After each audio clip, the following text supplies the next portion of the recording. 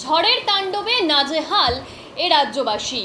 এ রাজ্যের বিস্তীর্ণ কিছু কিছু জেলা, যে জেলায় ঘূর্ণিঝড় রেমাল কিন্তু প্রচণ্ড তাণ্ডব চালিয়েছে, ক্ষয়ক্ষতি হয়েছে, যার জেরে এখনো পর্যন্ত এ রাজ্যের একাধিক জেলায় কিন্তু বিদ্যুৎ সংযোগ একেবারেই বিচ্ছিন্ন হয়ে আছে।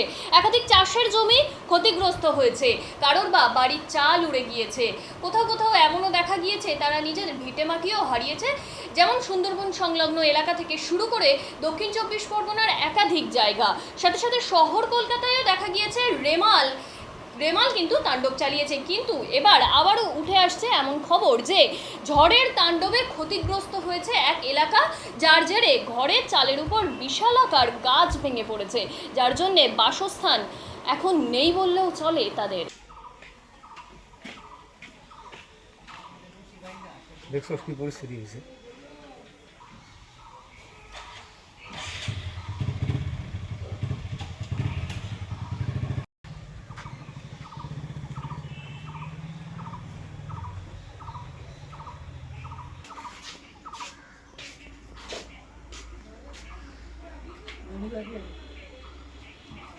তুমি একটা জামা পরে আসো।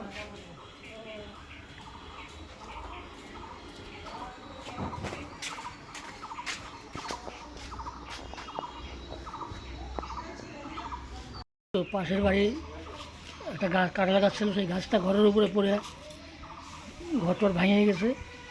হয়তো আমরা বাচ্চা কাচ্চা নিয়ে প্রাণে বেঁচে আছি, এই আর কি। মালিককে বলা হয়েছে, তো উনি বলছে ঠিক আছে, আমি একটু দূরে আছি তো আসবে করে বলছে।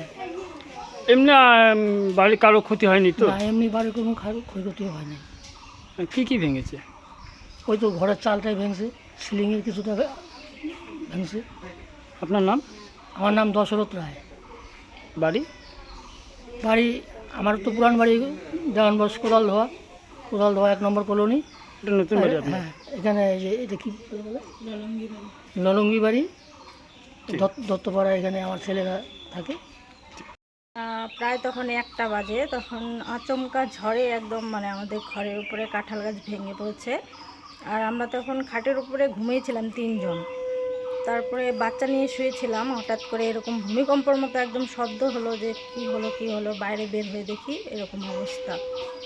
এমনি কারো ক্ষয়ক্ষতি হয়নি তো? না, এমনিতে আমাদের কারো কিছু হয়নি। ঘরের সিলিং ঘরটা ভেঙে গেছে সব কিছু, এই আর কি। আমাদের কারো কিছু হয়নি। গাছ কাদের? গাছ পাশের বাড়ি আমাদের গাছ। তাকে জানিয়েছেন? হ্যাঁ, জানিয়েছি, উনি আসবে। উনি এখন বাইরে থাকে তো, উনি আসতেছে, আসার পরে দেখি উনি কি বলে। আপনার নাম? আমার নাম কণিকা সরকার।